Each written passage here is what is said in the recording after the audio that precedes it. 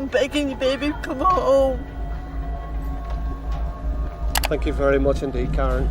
Very, very difficult time. A 9-year-old girl went missing on her way home from school in February 2008. But the story behind her disappearance is so much worse than just a kidnapping. When she didn't make it home in time, her mother, Shannon Matthews, reported her missing. It's emergency. Hiya, I want to put my daughter is missing, please. What to call her?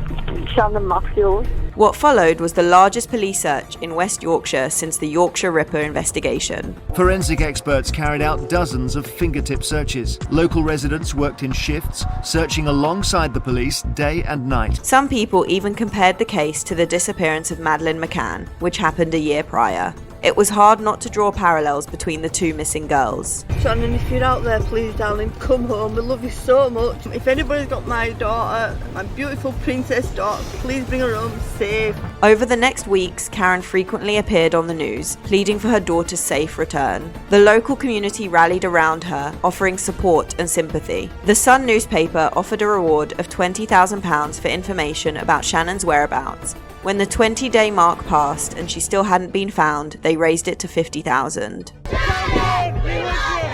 With no news of Shannon, local residents staged a march in support. Others were sending money to start a fund for Shannon. But despite the extensive search efforts, there was no trace of Shannon. 23 days after Shannon was first reported missing, the police were suddenly handed a name. Following up on a tip, the police entered and searched the flat of a man named Michael Donovan. Michael had a suspicious connection to the Matthews family. He was the uncle of Shannon's stepfather, Craig. And then I heard Shannon's voice from within this bedroom. Clearly heard her say, "Stop it, you're frightening me now." Shannon was found alive, hidden under a bed. Michael Donovan was arrested at the scene.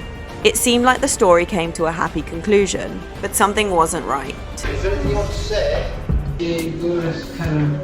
No one could imagine that a mother would do this to her own daughter. Karen had already raised some of the detective's suspicions before and after finding Shannon. She was very calm.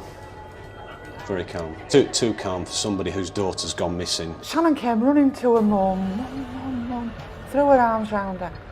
Karen almost shrugged her off. They noted her inconsistent behaviour, for example, when she was seen laughing and joking shortly after making a tearful public appeal. Under a tense police questioning, cracks began to appear in her story. Shannon's not to do with this. Shannon, unfortunately, has everything to do with this. She finally broke down and implicated herself. She confessed to faking the kidnapping with Michael in order to generate money from the publicity. If the reward gets £50,000, she will bring me and I was to take Shannon to Dewsbury Market. She was to walk around the market. I was to come from the top of the market and see her, and the cameras would record this. Their plan was to hide Shannon for some time, then for Michael to find her, take her to the police and claim the reward. He would then split it with Karen. The revelation of Karen's involvement was met with shock and outrage. The community that had supported her felt deeply betrayed. I'll never forgive her for what she's done.